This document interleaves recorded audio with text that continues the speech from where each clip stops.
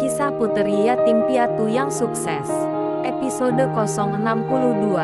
Setelah mengantar Maxi ke gedung bagian produksi, ibu kepala bagian langsung menghampiri staf yang arogan itu. Ia bilang tolong Anda jumpai dia, meminta maaf. Sebelum ia cerita kepada Ibu Maisie perihal yang Anda lakukan kepada karyawan baru, staf itu pun balik bertanya, "Maisie itu siapa, Bu? Tidak penting bagi Anda. Siapa Maisie itu?" Kepala bagian itu langsung pergi. Staf itu pun masih juga ngiyel. Ia merasa hebat karena punya backing yang kuat di perusahaan itu, hingga ia tidak mau meminta maaf kepada Maxi. Tetapi bagi Maxi itu biasa saja. Maklum ia karyawan baru. Pasti ada sesuatu membuat tidak nyaman. Namun karena ia sangat butuh pekerjaan, dengan sombongnya, staf itu tidak menghiraukan pesan dan saran dari atasannya sendiri. Mungkin ia merasa hebat kali. Maisie pun terpikirkan kepada Maxi. Bagaimana masalah surat lamaran yang ia bilang kemarin. Namun ia tidak bisa menghubunginya, karena nomor teleponnya tidak ada. Namun Maisie menghubungi Deki. "Kalau kamu ke perusahaan 3, nanti kamu tanya di bagian admin, ada tidak karyawan baru?" Deki hanya menjawab "Oke, Bu," sambil bercanda. Sekarang ini Maisie tidak banyak beraktivitas di kantor. Semenjak ia memilih Deki sebagai orang kepercayaannya, apalagi semua permasalahan di kantor pusat maupun di kantor cabang selalu terselesaikan. Tetapi ia tetap memonitor semua perusahaannya, walaupun sudah ada Deki khusus di lapangan. Di hari itu juga, Maisie mendapat informasi bahwa pegawai di perusahaan baru sudah di-rolling. Yang pasti manajemennya akan berubah. Walaupun sekarang situasi dunia bisnis sedang mengalami gejolak yang membuat ketidakstabilan, namun semua pegawai dan karyawannya masih dalam kondisi aman dari pengurangan tenaga kerja. Ia masih sangat bersyukur. Tidak seperti perusahaan rekan-rekan bisnisnya. Sebenarnya ia sangat prihatin dengan kondisi sekarang. Apalagi banyak perusahaan yang melakukan pengurangan tenaga kerja. Maisie merasa sedih karena tidak bisa memperkerjakan. Bagi karyawan yang mendapat imbas dari pemutusan hubungan kerja, karena lebih banyak perusahaan melakukan pengurangan tenaga kerja dibandingkan dengan kapasitas perusahaan yang ia miliki. Suasana di pagi hari itu sangat cerah. Situasi di jalan raya pun tampak ramai. Lalu lalang kendaraan tidak ada sepinya. Jarum jam baru menunjukkan pukul 7.10 menit. Setelah selesai sarapan, Maisie mengajak Veronica untuk berkunjung ke perusahaan baru. Karena semenjak pindah kepemilikannya, ia belum pernah berkunjung. Maisie menyuruh Veronica agar menyetirnya cepat sedikit. Ia berharap sebelum para pegawai dan karyawan tiba, mereka sudah duluan sampai di sana. Mereka memilih lewat jalan pinggir kota, agar tidak terlalu ramai, dan bisa tiba lebih awal dari karyawan.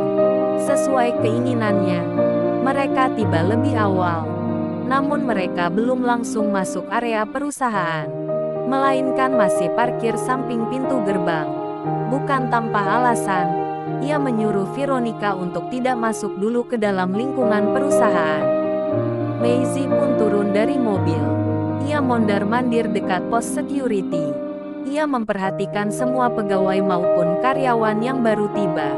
Melihat gerak-geriknya, security pun tampak curiga. Namun tidak berani untuk bertanya.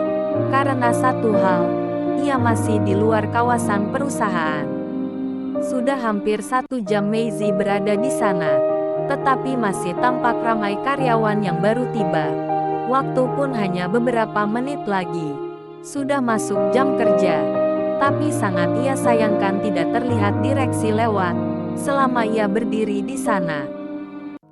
Sudah terdengar suara bel, tanda masuk waktu kerja sudah dimulai.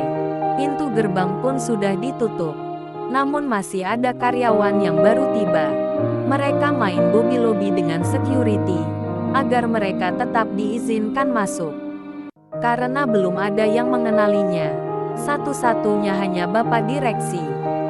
Maisie mencoba bertanya kepada security perihal banyaknya karyawan yang terlambat.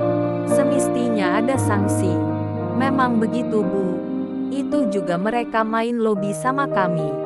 Jawab security itu lumayan untuk beli bensin, sambungnya. Maisie tambah penasaran. Apa maksud untuk tambahan beli bensin itu? Jadi bagi karyawan yang terlambat, ini bayar sama Bapak kalau mau masuk? Tanya Maisie. Iyalah, Bu, jawab security dengan singkat. Maisie bertanya lagi. Direksinya sudah datang belum? Iya, Bu, Bapak Direksi masih pagi sudah tiba. Maklum direksinya baru. Jawab security lagi. Bapak security belum juga mengenal siapa sebenarnya perempuan di depan matanya sekarang. Akhirnya Maisie minta izin untuk bertemu Bapak Direksi. Karena sudah ada janji, security pun mengizinkan Maisie masuk. Tetapi ia minta uang bensin. Maisie pun tidak merasa keberatan. Yang penting ia sudah tahu permainan perusahaan ini sekarang.